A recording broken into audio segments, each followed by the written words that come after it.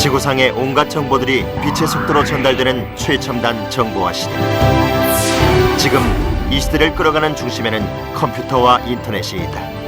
그러나 불과 20-30년 전까지만 해도 지식과 정보를 끌어가는 중심에는 활자 인쇄술이 있었다. 서기 1377년 청주 흥덕사에서는 금속 활자를 사용해 책을 찍어내고 있었다.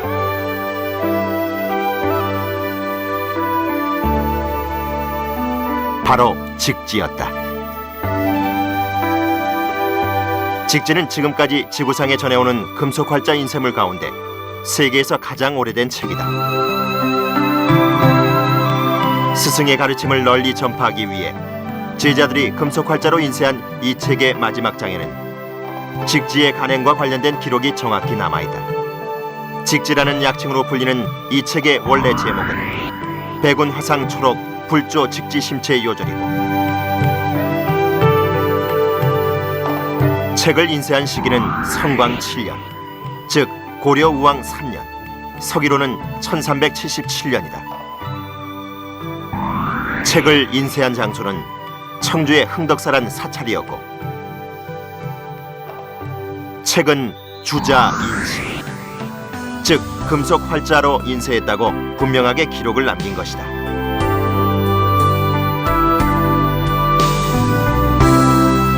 도대체 직지는 어떤 점에서 중요한 책이며 인류 문화사에서 차지하는 직지의 위치는 무엇인가?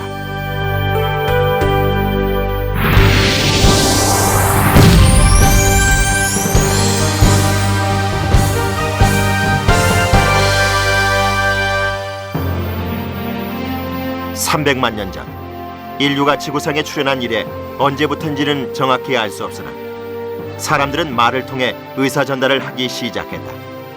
이것이 1차 정보혁명이다. 그리고 자신의 생각을 그림으로 표현하다가 드디어 문자를 만들어낸다. 이것이 2차 정보혁명이다. 시간이 흐르며 문자는 정교하게 다듬어졌고 드디어 금속 활자 인쇄술의 발명과 함께 바야흐로 완전히 새로운 차원의 시대가 열린 것이다. 금속 활자 인쇄술로 인해 지식과 정보의 대량 복제가 가능해졌고, 따라서 지식과 정보의 대량 생산, 대량 전달 시대에 접어든 것이다. 금속 활자 인쇄술의 발명, 이것이 제3차 정보혁명이다. 1946년 최초의 컴퓨터가 등장한 이후 정보의 초대량, 초고속 전달 시대가 시작됐다. 이것이 제4차 정보혁명이다. 미국의 타임사에서는 세계의 석학 수백 명을 동원해 지난 1000년 지구를 움직인 100대 사건을 선정했다.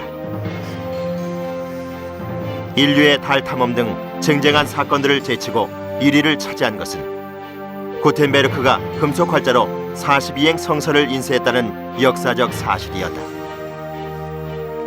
구텐베르크, 독일 마인츠 태생의 구텐베르크는 유럽 최초로 금속 활자를 만든 사람이다. 그의 인쇄술은 50년도 안 돼 유럽의 250개 이상의 도시로 퍼져나갔고 각 분야에서 수많은 책들이 인쇄됐다.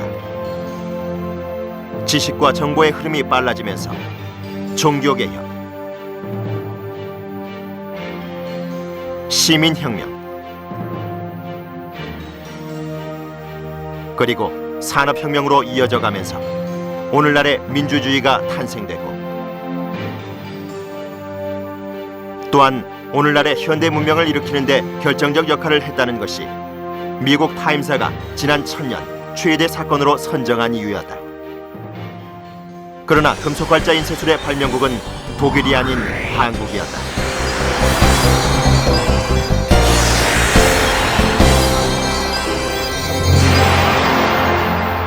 고려 말 이규보의 문집 동국이상국집에는 1234년경 상정 예문 50권을 금속 활자로 인쇄해 펴냈다는 기록이 남아있다.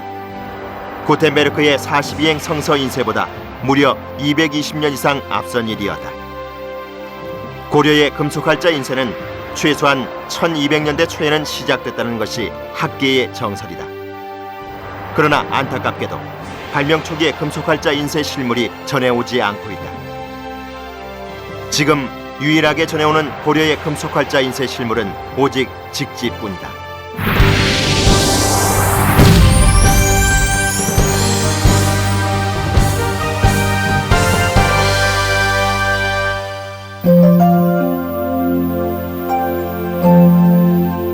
우리나라 인쇄술의 역사는 8세기 중반 목판 인쇄술로부터 시작된다. 나무판에 글자를 새겨 책을 만드는 이 목판 인쇄는 일단 목판을 만들어 놓으면 여러 번 반복해서 책을 찍어낼 수 있다는 장점이 있지만 결정적인 단점은 다른 종류의 책을 찍을 때마다 목판을 새로 깎아야 한다는 것이다. 가장 중요한 것은 시간의 문제였다. 그러다가 목판 인쇄의 한계를 뛰어넘는 획기적인 인쇄술이 등장했다. 바로 금속활자 인쇄술의 발명이다. 인간이 찾아낸 가장 완벽한 재료인 금속을 녹여 글자를 하나씩 만든다. 그리고 이 글자들을 조립해 판을 짜서 원하는 책들을 단시간 내에 얼마든지 찍어낼 수 있는 금속활자 인쇄술. 도대체 고려는 어떤 나라였기에 세계 최초로 금속활자 인쇄술을 만들어 사용했던 것일까? 918년 태조 왕건에 의해 고려가 세워지고 고려는 건국 초기부터 교육과 학문에 열정을 쏟는다. 성종대에 이르러 국립대학인 국자감이 설립됐고 이미 태조 왕건 때 국립도서관인 내서성이 들어섰다. 그리고 비서성, 서적포, 서적원 등 시대마다 이름은 달리했지만 도서관의 위상은 매우 높았다.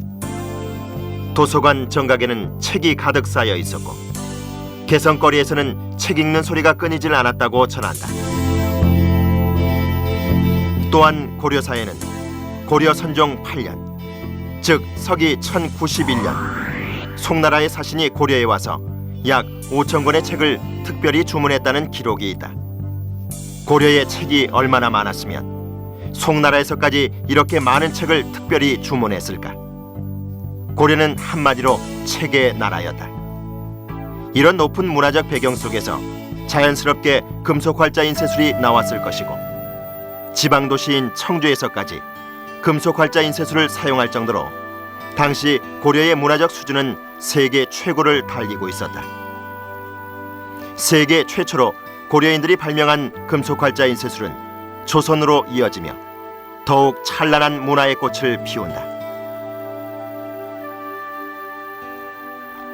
태종 3년, 서기 1403년 금속활자 인쇄를 전담하는 주자소가 세워지고 세종시대는 한글 창제 직후 한글 활자까지 만들었다. 최초의 한글 금속 활자본인 월인 청강치곡의 인쇄만 해도 구텐베르크의 성서 인쇄보다 8년이나 앞선다.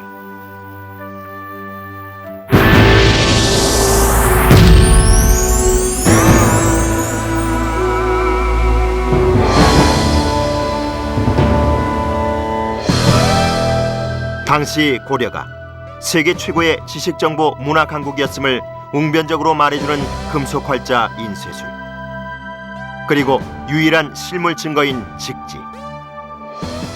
그러나 직지는 아직 국내에서 발견되지 않고 있다.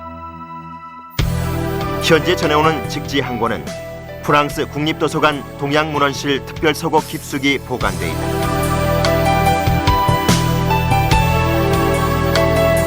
직지를 프랑스로 가져간 콜랭 드 플랑시, 주한 프랑스 초대 공사로 부임해온 그는 1890년대 말 이 땅에서 직지를 만났고 책 표지에 이 책은 세계에서 가장 오래된 금속활자 인쇄물이라고 썼다.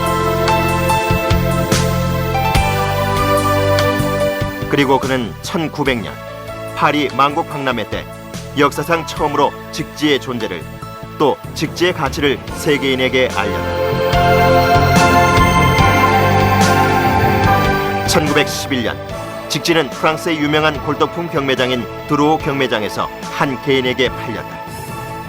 그리고 직지를 사간 앙리 베베르의 유언에 따라 1952년 직지는 프랑스 국립도서관에 기증돼 오늘에 이르고 있다.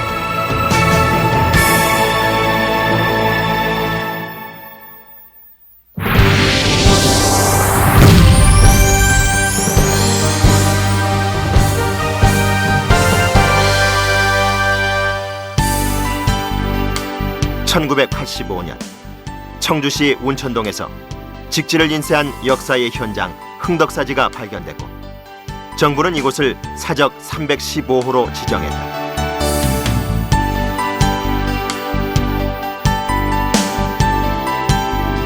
그리고 흥덕사에서 금속 활자로 인쇄했던 직지를 영원히 기념하고 세계에 자랑하고자 1992년 청주 고인쇄 박물관을 세웠다.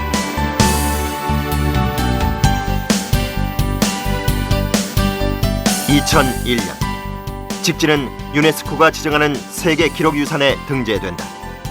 드디어 직지가 국제사회의 공인을 받고 세계 속에 우뚝 선 것이다.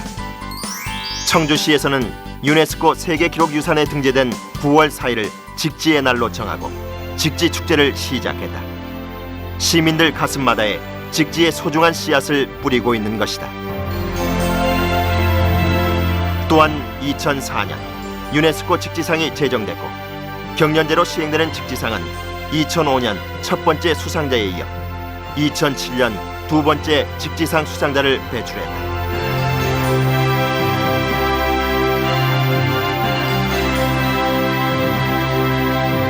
이제 직지는 청주의 직지, 대한민국의 직지를 넘어 세계 속의 직지로 빛나고 있다.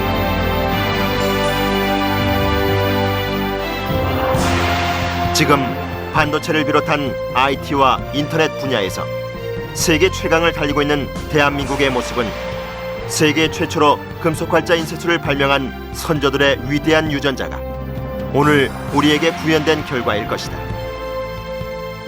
이제 대한민국은 세계 최초로 금속활자를 발명했던 그 높은 긍지와 자부심으로 21세기 다시 세계 속의 주역으로 거듭나야 할 것이다.